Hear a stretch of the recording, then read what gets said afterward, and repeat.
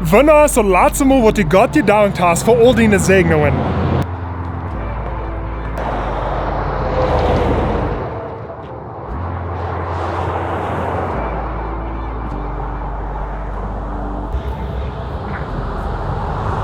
Tweede april wie ik ben dokter.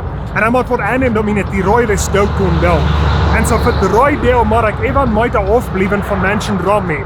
En zo nu, we kunnen best het metvallen met worden leprakranken weer in Jezus zijn tijd. Nu, leprakranken dat weer veel schwer en veel eurer. En wenn Menschen leprakranken hebben, die müssen ihre Freundenfamilie verloren, wieder de Stadt wohnen und du mit Menschen sein, bloß der Lebenssachen aufstorben. Das ist eine schreckliche Krankheit.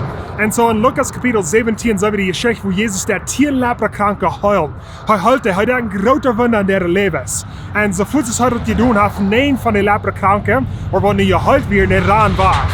Vielleicht nur ihre Freunde, nur ihre Familie, aber es bleibt einer Träne, kein Träne Jesus, und er ist dankbar zu Gott für was er hat getan in seinem Leben.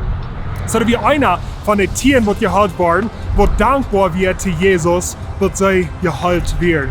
So viele sind auch wir dankbar, wir kriegen nur Dankbarkeit. Und die Frage ist, wovon bist du denn nein, wo mit Gott seine Segnungen bloß weich ran werden und sich das schön gehen lässt? Oder bist du der einer, wo trägt Gott und Gott Dankeschön sagt für all die Segnungen, was er dir hat gegeben? Alle Segnungen kommen von Gott. Deine Arbeit, deine Geld, deine Familie, deine Freunde, deine Kirche, alle Segnungen kommen von Gott. So wir wollen dankbar sein.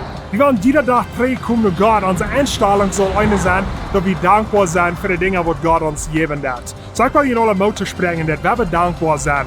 Wenn du dieses Video hast geklickt und YouTube, da werde ich subscribe noch dran und Facebook like noch dran. Schreib das ein Video rum in deine Freunde und Familie und wir sehen uns nächste Woche.